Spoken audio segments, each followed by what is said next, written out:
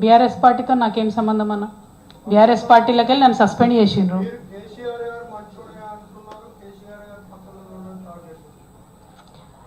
అన్న ఒక్క మాట చెప్తా, ఒక నాయకుడి కింద ఒక పార్టీ కింద నేను 20 సంవత్సరాలు పనిచేస్తాను.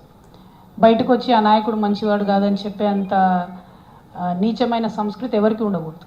పార్టీలోంచి నీ అంతటి నువ్వు వెళ్ళిపోయినా నోరు మూసుకొని ఉండాలి, ఎందుకంటే ఆ పార్టీలో మీరు చాలా రోజులు పనిచేశారు కాబట్టి.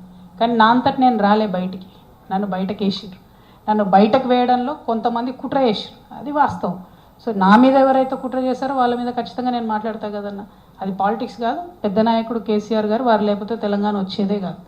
వారు వచ్చారు కాబట్టి ఇవాళ ఖమ్మం టౌన్ డెవలప్ అయిందంటే అది 101% కేసీఆర్ గారు చొరవ అని, అది మీకు కూడా తెలుసు.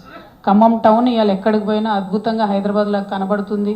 వెడల్పు రోడ్లు, పెద్ద బిజినెస్ సెంటర్లు వచ్చినాయంటే కేవలం బీఆర్ఎస్ పాలన వల్లనే వచ్చింది. అది కేసీఆర్ గారు ఆలోచన వల్ల మాత్రమే వచ్చింది. సో కేసీఆర్ గారు నేనేమనట్లే, ఎందుకేమనట్లే, ఆయన ఇట్లాంటి చిన్న చిన్న విషయాలు పట్టించుకోడు. కాకపోతే నన్ను కుట్ర చేసి నా కుటుంబానికి నా పార్టీకి కాకుండా చేసిన వాళ్ళని డెఫినెట్గా అంటా కదన్న. మీరున్న అంటారు నా ప్లేస్లో, అనరా చెప్పు, నేను మనిషినే కదా.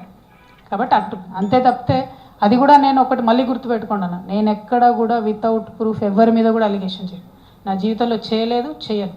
సో రేపైనా సరే ఎవరి మీద మాట్లాడినా సరే ఖచ్చితంగా ప్రూఫ్తోనే మాట్లాడతాను. ఇప్పుడు నేనేం చెప్పా, తుమ్మల నాగేశ్వరరావు గారు లాంటి పెద్ద నాయకుడిని వదులుకోవడం 101% బీఆర్ఎస్ పార్టీ చేసిన మిస్టేక్.